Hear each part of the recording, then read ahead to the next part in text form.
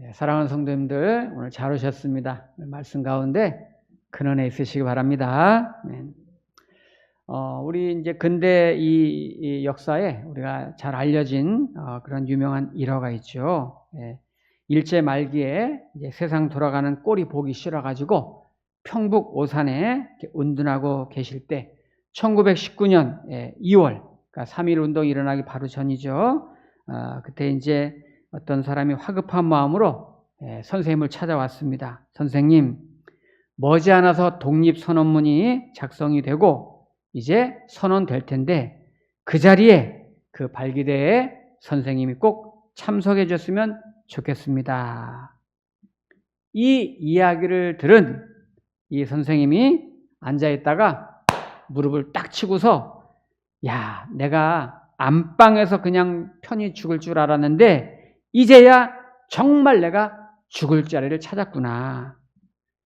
그러면서 굉장히 기뻐했다는 거죠. 내가 이제 마지막 내 인생에 할 일을 찾았구나. 이분이 그 유명한 남강 이승훈 선생님입니다. 이승훈 선생님은 여러분 아시지만 어릴 때 8살 때 아버지, 9살 때 어머니 다 돌아가시고 고아로 자라면서 원래는 먹고 사는 일에만 목표로 살았지만 그가 이제 이 안창호 선생님을 만나면서 180도 인생이 바뀌죠. 이분이 이제 나중에 재산을 다 털어가지고 민족 지도자 양성, 기독교의 이 정신으로 학교를 이제 재산 털어 오산학교를 설립하고 그 교장 선생님이 돼가지고 많은 인재를 양성하고 신민의 활동을 하고 동아일보 사장하면서 우리 민족을 위해서 독립운동하는데 엄청나게 큰 공헌을 했던 분. 그분이 그런 거죠.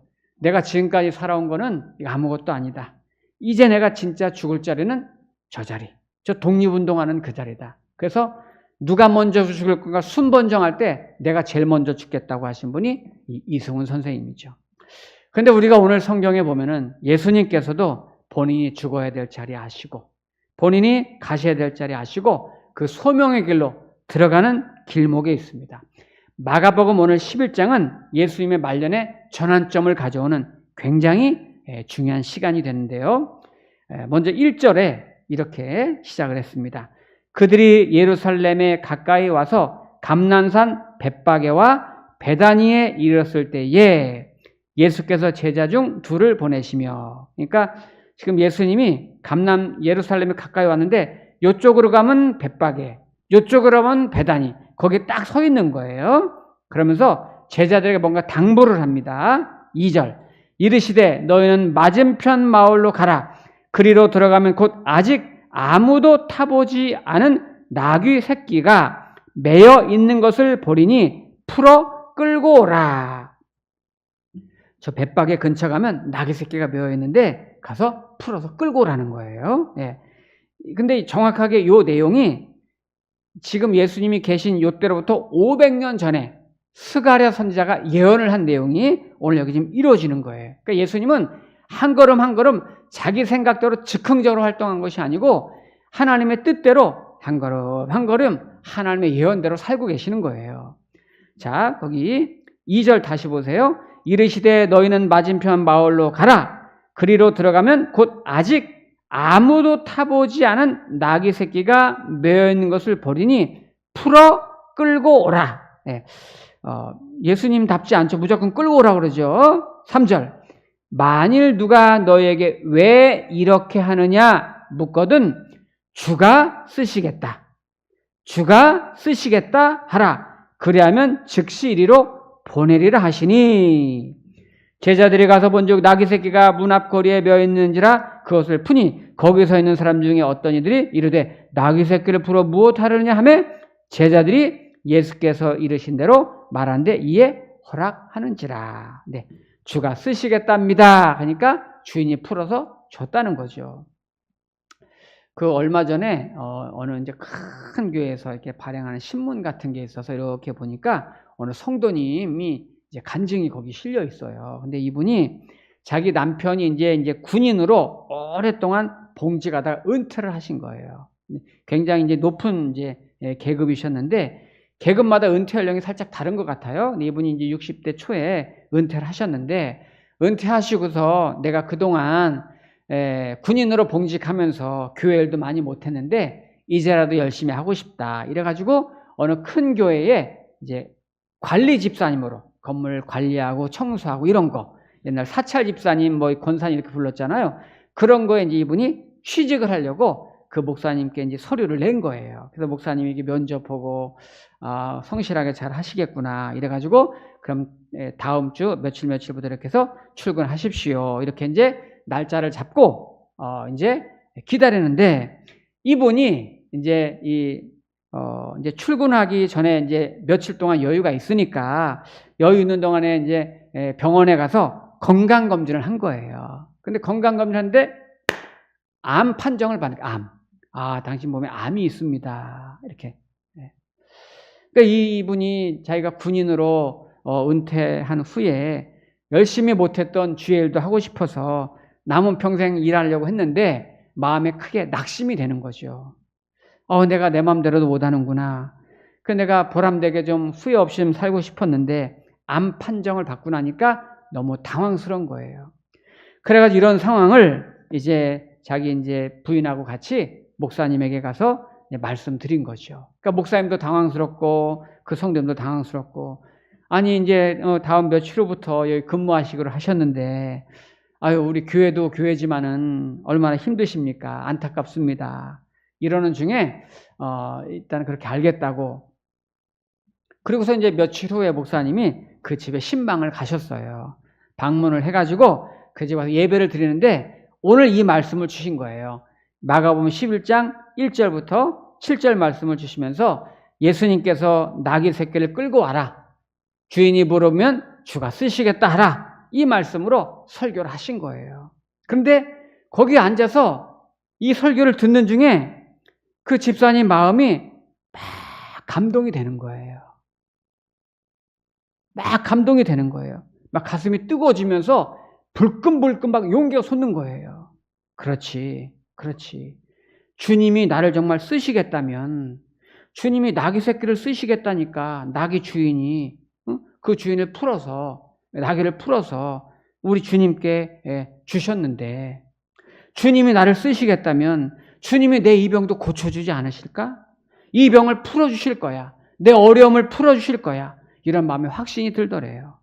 그래 그 후에 이분이 이제 마음에 그런 확신을 가지고 다시 한번 이제 병원에 이렇게 진단을 받으러 갔어요. 어떻게 됐을 것 같아요? 나았으니까 제가 얘기하죠. 그분이 나았어요. 세상에 암이 있던 자리가 없어졌다는 거예요. 그래서 이 오진이 아니었습니까? 아닙니다. 분명히 있었는데 카메라 사진 보세요. 근데 없네요. 야, 이래가지고 이분이 아주 더 힘있게 주의를 했다는 거예요. 저는 그 글을 읽으면서 그분이 병이 나았다, 병이 안 나았다 이런 것도 물론 중요한 일이지만 그분의 간증의 초점은 뭐냐면 나에게 어떤 문제가 있든지 질병의 문제든 경제적인 문제든 집안의 문제든 내 인생의 진로의 문제든 그것이 나를 묶어놓고 그것이 나를 매여있고 이거보다 더 중요한 거는 주님이 나를 쓰시겠다고 하면 묶어있는 거 풀어준다는 거예요. 주님이 나를 쓰시겠다고 하면 건강의 문제도 질병의 문제도 사업의 문제도 직장의 문제도 주님이 쓰시겠다고 하면 어떤 사설의 문제도 주님이 다 풀어주시고 그 위기 가운데서 다 끊어주시고 나를 쓰시겠구나 이런 믿음이 있다는 거죠. 우리 예배드리는 오늘 성도들 중에서도 뭔가 내가 어디에 매여있는 것 같고 무슨 문제 때문에 힘들어하는 것 같을지라도 주님이 나를 쓰시기로 마음만 먹으면 나를 택하셨다면 그 문제 다 풀어주시고 우리의 길을 쫙 열어주실 줄 믿습니다. 자, 거기 계속 보시면은 7절부터 나귀 새끼를 예수께로 끌고 와서 자기들의 겉옷을 그 위에 얹어 놓음에 예수께서 타시니 나귀 타셨죠? 많은 사람들은 자기들의 겉옷을 또 다른 이들은 들에서 벤 나뭇가지를 길에 펴며 앞에서 가고 뒤에서 따르는 자들이 소리 지르되 호산나 찬송하리로다 주의 이름으로 오시는 이여. 이렇게 지금 주님이 들어오는 걸 환영하고 있는데 이 내용이 구약성경 스가랴서에 그대로 담아져 있어요. 근데 그 대목을 제가 읽어드릴게 한번 들어보세요. 우리가 찾으면 좋은데 제가 읽어드릴게요. 스가랴 9장 9절 말씀에 이 대목을 어떻게 예언했는지 들어보세요. 시온에 따라 크게 기뻐할지어다. 예루살렘에 따라 즐거이 부를지어다. 보라, 네 왕이 내게 임하시나니 그는 공의로우시며 구원을 베푸시며 겸손하셔서 나귀를 타시나니 나귀의 작은 것 곧 나귀 새끼니라. 네, 지금 예수님이 예루살렘 입성하시는데 이때로부터 500년 전에 스가랴 선지자가 하나님 말씀을 예언한 내용이에요. 오늘 이 내용을 여기서는 뭐라고 표현하냐면 보라, 왕이 임하시리니, 예수님이 왕으로 입성하시리니, 또 예수님이 겸손한 나귀를 타시고 입성할 거라고, 그것도 나귀 새끼를 타고 입성할 거라고 했어요. 예루살렘의 왕이신 예수님이 나귀 새끼를 타고 입성할 것이다. 야, 예전에 제가 저 시청 앞에 그 호텔, 큰 호텔 몇 개 있잖아요. 그 지나가는데, 야, 그 외제 승용차인데, 뭐 벤츠인 거였던가? 하여튼 굉장히 아주 누가 딱 봐도, 야, 이런 차야. 근데 쫙 호텔 앞에 이렇게 쫙 서니까, 야, 궁금하더라고요. 누가 저기서 내리나, 이렇게 저도. 그리고 딱 되니까 이제 도어맨이라고 그러죠. 탁, 문 쫙 열어주니까, 거기서 딱 내리는데, 이 젊은 청년이 내리더라고. 그래서, 야, 저는 누군데 저렇게 아주 대기업 회장님이나 탈 저런 고급 승용차를 타나. 여러분, 우리는 자동차로 우리나라는 저 사람의 신분을 또 뭐 저 사람의 어떤 사회적 성공을 뭐 이렇게 판가름하는 경향이 아직도 좀 있기는 해요. 그 뭐 별거 아닌데. 예, 그런데 오늘 예수님은 만왕의 왕이심에도 불구하고 나귀 새끼를 타고 예루살렘으로 입성을 하시는 거예요. 이 대목에 대해서 역사학자, 이 당시의 역사학 요세푸스라는 사람이 유대 관습에 나귀에 대해서 이제 이분이 써놓은 글이 있어요. 이 당시에는 나귀는 두 가지 의미가 있는 거예요. 나귀를 타는 거는, 하나는 나귀는 그 당시에 유대인들의 생활상에서 우리나라 이제 좀 소 비슷한 거예요. 이렇게 봉사하고 섬기는 그런 짐승으로 묘사가 돼 있어요. 오랜 역사 속에서 유대인들은 짐을 싣고 이동할 때 꼭 나귀에다가 짐을 실은 거예요. 나귀에다 짐을 싣고 어디 이사도 가고 물건도 나르고 장사도 하고 이랬단 말이에요. 근데 나귀는 불평불만 하나 없이 무거운 짐을 지고서 주인을 위해서 평생 봉사하고 섬기는 거죠. 예수님께서 그랬잖아요. 인자에 온 것은, 내가 온 것은 섬김을 받으려 함이 아니라 도리어 섬기려 하고 많은 사람의 대속물로 주려 왔다, 이렇게 말씀하시잖아요. 근데 스가랴도 그렇게 예언했잖아요. 왕으로 오시지만 군림하려고 정복하려고 오는 것이 아니라 오히려 겸손하게 나귀를 타고 오신다. 그리고 이 당시에 이제 나귀는 또 어떤 의미를 가지고 있었냐면, 오랜 세월 이 당시에는 막 유대 나라뿐만 아니라 주변 나라들끼리 전쟁이 빈번하게 많이 있었습니다. 그래서 외교 통상 관례상 외교 사절단이 다른 나라를 방문하러 갈 때에 나는 당신들과 전쟁할 것이다, 선전포고를 하고, 또는 정복자의 입장에서 이 상대방의 나라를 방문할 때는 외교 사절단들이 아주 위용스러운 말을 타고서 방문한다는 거예요. 그러나 나는 당신의 나라와 싸울 의사가 전혀 없습니다. 당신과 화친하고 싶습니다. 평화롭게 지내고 싶습니다. 이런 사람은 평화를 상징하는 나귀를 타고서 그 나라에 방문을 한다는 거예요. 그런데 오늘 예수님이 바로 그 나귀를 타고서 지금 예루살렘에 입성을 하는 거예요. 그런데 이 당시의 유대인들은 그런 그림은 전혀 생각하지 않고 예수님이 오시는 거를, 예루살렘에 오셔서 로마의 압제 아래에 있는 우리 유대 나라를 건져주시고 다 이 로마를 다 정복해버리시고 우리 주님이 오셔서 한 방에 다 날려버리고 우리를 압제해서 구해주실 것이고 왕으로 오셔서 자유와 해방을 주실 뿐이다, 이렇게 생각을 하고서 이들은 예수를 환영하는 거예요. 그거를 뭐를 보면 알 수 있냐면 거기 8절 말씀을 보세요. 11장 8절에 보면은 많은 사람들은 자기들의 겉옷을, 또 다른 이들은 들에서 벤 나뭇가지를 길에 펴며, 옷을 벗어서 막 길에, 나귀가 들어오는 길에 펴고 나뭇가지를 막 길에 까는 거예요. 이거는 전형적인 왕의 입성을 환영하는 그런 세레모니입니다. 9절에서도 앞에서 가고 뒤에서 따르는 자들이 소리 지르되 호산나 찬송하려다 주의 이름으로 오시는 이여. 예수님이 들어오니까 호산나 호산나 외쳤단 말이에요. 호산나가 무슨 뜻이에요? 우리를 구원하세요. 우리를 구원하소서 이런 뜻이잖아요. 이 당시에 호산나는요. 로마 정부로부터 금지된 용어예요. 왜냐면 우리를 구해주세요. 우리를 구해주세요. 여기서 자유와 해방을 주세요. 이런 뜻이니까. 그런데 또 한 가지 10절 찬송하리로다 오는 우리 조상 다윗의 나라여 가장 높은 곳에서 호산나 하더라. 여기 다윗의 나라여 이것도 이 당시에 금지어예요. 메시아가 구해주러 오실 주의 이 다윗의 나라라고 하는 것은 금지어란 말이에요. 그러니까 지금 이 말은 이 백성들이 로마의 압제에서 신음하고 있으니 로마의 압박에서 세금과 핍박을 받고 있으니 로마 정부로부터 왕이여 우리를 구해주세요. 예수여 우리를 구해주세요. 자유와 해방을 주세요. 이런 뜻으로 호산나 호산나 다윗의 자손이여 이렇게 외치고 있는 거예요. 지금 이 유대인들은 예루살렘으로 들어오시는 예수님에 대해서 이런 시각으로 정복자의 시각으로 이해를 하고 있는 거예요. 그런데 오늘날에도 많은 사람들 중에 일부는 예수님을 그렇게 신앙생활하는 분도 계세요. 예수님에 대해서 우리 성도님들은 어떤 분으로 이해하고 있습니까? 어떤 분은 내가 예수님 믿으면 정말 잘 살고 부자 되고 출세하고 성공하고 그래서 그런 것만 기도하고 간구하는 분들이 계세요. 예수님은 그런 것만 해주시면 되지. 내게 복 좀 많이 주시면 되지. 뭔가 좀 예수님을 막 알라딘 같은 분, 뭐 도깨비 방망이 같은 분, 그런 분으로 예수님을 생각하는 분들도 있다 그 말이에요.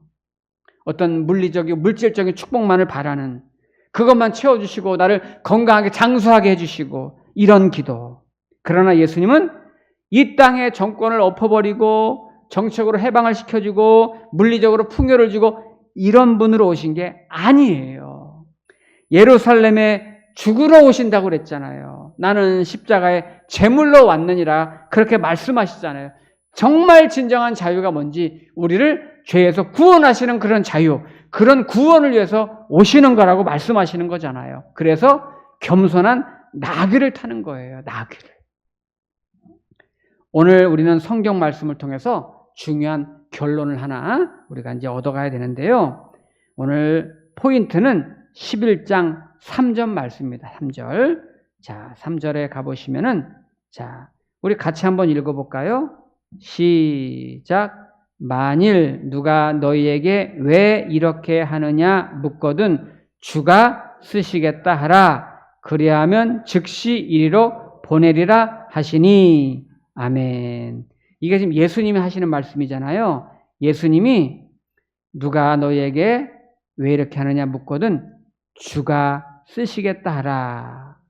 자, 여기 예수님이 자기 자신을 주라고 처음 밝히세요. 여기 주라는 말은 하나님이란 말이에요. 하나님. 하나님이 쓰신다고 해라. 그러니까요. 저와 여러분 우리의 구원의 문제, 내 인생의 전체 문제는 예수님이 주인이세요. 주님이 택하시고 주님이 쓰시겠다고 하면 그거를 주님이 처음으로 본인을 밝히시는 거예요. 우리 성도님들 여기서 이 하나님의 주권이라는 말이 나오는 거예요.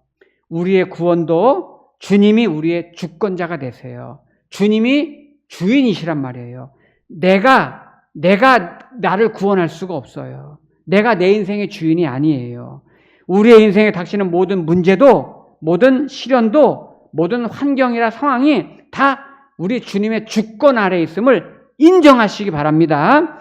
주권이라는 게 뭐냐면 하나님의 주권이라는 게 뭐냐면 내 삶에 일어나는 모든 일들, 기본적으로 내가 예수를 믿게 돼서 구원을 받는 것도 또 내 삶에 일어나는 모든 과정들, 사건들, 이런 모든 것들이 인생의 모든 문제들이 하나님의 통치와 하나님의 다스림과 하나님의 계획 가운데, 뜻 가운데 다 들어있다. 이것이 하나님의 주권이라고 하는 거예요. 예를 들어서 내게 닥친 고난이 있어요. 또 환난이 있어요. 슬픔이 있어요. 시련이 있을지라도 그것까지도 하나님의 주권 아래에 있다고 믿는 거예요. 하나님의 뜻 가운데 섭리 안에 있다고 믿는 거예요. 예. 그래서 이 고난이, 이 고통이, 슬픔이, 환난이 나를 힘들고 아프지만 이것까지도 하나님께서 내게 맡긴 것이니 하나님의 계획 안에 들어있는 것이니 나는 순리대로 순종할 수 있고 따라갈 수 있고 그 은혜의 길을 믿음으로 내가 걸어가는 거예요. 그럴 때 언젠가 예비하신 하나님의 놀라운 계획이 나를 통해서 이루어지는 거죠. 로마서 11장에 보면 이는 만물이 주에게서 나오고 만물이 주의 말로 말미암고 만물이 주에게로 돌아감이라. 제가 신학교 다닐 때 이제 동기 중에 제가 봐도 누가 봐도 저 학생은 신학을 할 만한 학생이 아닌데 신학교 와서 신학 공부한다고 앉아 있는 거예요. 근데 이렇게 보면 신학에 관심이 없어요. 사실은 공부에 관심이 없어. 공부에 관심이 없고 하는 행동도 요즘 아이들 말로 약간 또라이 같은, 좀 어리버리하고 좀 그래. 예. 그 말도 좀 이렇게 더듬고 딱 봐도 어디 촌구석에서 살다 온 사람 같고 센스라고는 완전히 빵이고 이거 그냥 그래서 우리가 무슨 야 놈팡이 같은 애가 들어왔냐 뭐 이렇게 말할 정도로 정말 형편없어요. 그래서 누구도 관심 갖지 않고 학교도 매일 출석하지도 않아요. 그냥 이틀에 한 번 이렇게 나오고 그래서 쟤는 어떻게 저렇게 해가지고 무슨 목사가 된다고 왔나 그랬더니 졸업하고서 정말 목회는 하지 않았어요. 목회는 하지 않고 다른 데 취직한다고 뭐 신학교 졸업한다고 다 목사하는 건 아니지. 한 반절 정도밖에 하진 않아요. 그분도 이제 다른 데 관심이 다른 데로 갔어요. 그 이후로 어떻게 사는지 이제 모르고 다 잊어먹고 있었는데 이제 목사님 하시는 분들만 연락을 가끔 하겠죠. 이제 목회 신학교 들어온다고 해서 다 목사하는 건 아니니까요. 근데 요 몇 년 전에 제가 광화문에 교보문고 갔다가 그분을 만났어요. 그분을 우연히 그분이 저를 먼저 알아보더라고요. 저 혹시 이정수 막 이렇게 누구시죠? 막 이렇게 했는데 아이고 그 어리버리했던 그 학생이더라고 거기. 근데 우리 어른들 말하잖아요. 신수가 훤하다 이런 말 하잖아요. 얼굴이 막 해같이 빛나고 아주 쟁틀하고 아주 훤칠하고 너무 멋있는 거예요. 옛날에 있었던 요만큼도 없는 거예요. 너 맞냐? 너무 반가운 거야. 제가 알고 있었던 그 전혀 아닌 거예요, 전혀. 그래서 얘기를 들어보니까 거기 이제 학교 졸업해서 일반 직장 다니는데 길이 안 열려가지고 좀 헤매다가 억지로 이제 유학을 가라 그래서 유학을 갔대요. 유학을 가가지고 이제 학위를 받고 이제 들어와서도 결혼도 못하고 이제 40 다 돼가지고 헤매고 있는데 이 당시에 이분이 우리나라 그 헌법재판소 소장의 딸이랑 결혼한 거예요. 여러분 헌법재판소 하면 얼마나 대단해요. 그 딸이랑. 근데 이분이 뭐 일부러 막 계획적으로 접근해서 그렇게 결혼한 게 아니라 제가 말했잖아요. 어리버리하다고. 그러니까 그런 생각도 없어. 그냥 순수하게 아무 생각 없이 지내다가 어떻게 그냥 우연히 어떤 사건이 있어 만난 거예요. 만났는데 지금은 이 친구가 저 분당에 무슨 국가 무슨 관련된 연구소에서 거기서 이제 일하면서 교회에서도 아주 안수 집사님 일을 잘하고 있더라고요. 그래서 이 친구가 그러는 거예요. 내가 옛날에 낙이 같았지, 낙이. 이러더라고요, 낙이 같았지. 근데 주님이 쓰시니까 이렇게 쓰시더라. 이러는 거예요. 자기의 묶였던 거를 다 풀어주시더니 어느 한순간 한번 길이 열리기 시작하니까 쭉쭉쭉쭉 열리더니 그렇게 쓰시더라는 거예요. 사실은 저도 이제 27의 신학교를 갔거든요.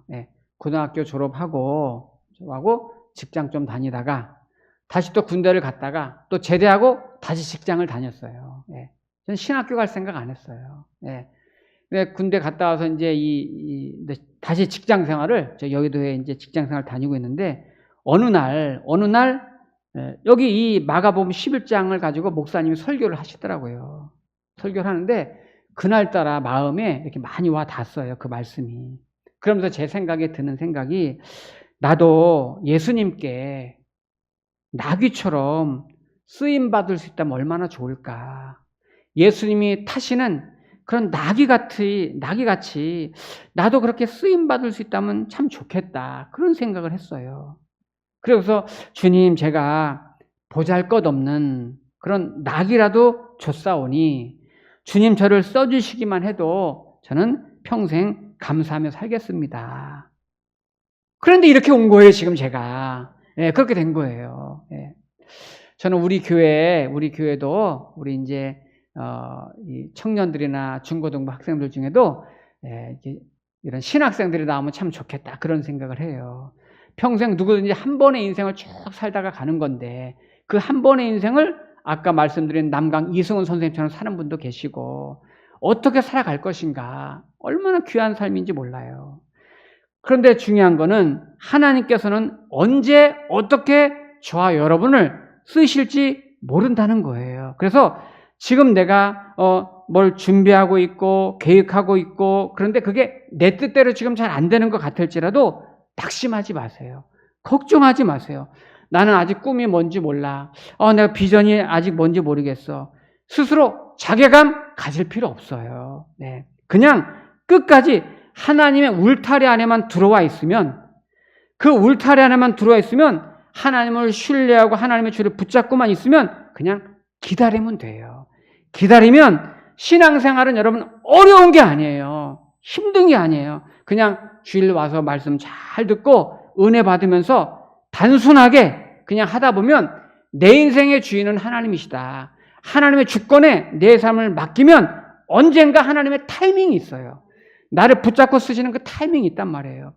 헤르만 바빙크라는 네덜란드 신학자가 있는데 이분이 쓴 책이 하나님의 주권 사상은 정말 잘 썼어요. 이분이 쓴 책인데 이분이 그런 말이에요. 하나님의 주권 사상이 있는 사람은, 내 인생의 주권은 하나님께 있다 이렇게 믿는 사람은 어떤 환난과 어떤 시련과 어떤 문제가 나에게 닥쳐올지라도, 심지어 누구랑 관계가 틀어져 가지고 원수가 됐을지라도 그것까지도 다 하나님 앞에 맡기는 거예요. 그냥 기다리는 거예요. 억울해하지 않고 속상해하지 않고 힘들어하지 않고 그냥 기다리고 참아내고 견뎌내다 보면 하나님의 주권이 나한테 있기 때문에 언젠가 나를 쫙 열어주신 날이 올 줄로 믿습니다. 왜냐하면 하나님이 나를 사랑하시고 나는 그 사랑에 있기 때문에, 그 주권을 믿고 있기 때문에 가장 하나님이 오실 때 좋은 길로, 선한 길로 나를 붙들고 인도하신다는 거죠. 그러나 이런 하나님의 주권 사상이 없는 성도는 뭐 조금만이라도 쉽게 흔들려버리고 그냥 낙심해버리고, 왜냐면 자기가 작용하니까, 내 인생의 주인이 나니까 그냥 바로 낙심해버려요. 그러나 내 인생의 주인이 하나님인 사람은 문제가 눈앞에서도 낙심할 이유가 없어요. 하나님이 주인이신데 하나님이 알아서 하시니까요. 바로 이런 점이 다른 거예요. 심지어 여러분, 누구도 곁눈질해서 보지 않은 나귀 새끼, 아무것도 아닌 그 나귀 새끼도 우연히 만난 게 아니고 이미 오래전부터, 500년 전부터 예수님을 위해서 역사 속에서 예언되었고 예비되었다가 하나님의 뜻 가운데 주님이 예루살렘 입성하실 때 아주 귀하게 소명감을 가지고 쓰임받는 그런 나귀가 됐잖아요. 오늘 말씀처럼 저 여러분들도 나도 그 예수님께 나귀처럼 쓰임받고 싶습니다. 그런 인생으로 살게 해달라고, 또 하나님의 사랑과 계획 가운데 내가 들어있음을 믿고 신뢰하고 나를 가장 좋은 길로, 가장 선한 길로 인도하실 그 아버지를 끝까지 신뢰하고 어느 날 크게 쓰임받을 줄로 믿고 하루하루 기다리며 인내하며 믿음으로 살아가기를 축원합니다. 아멘. 기도하겠습니다.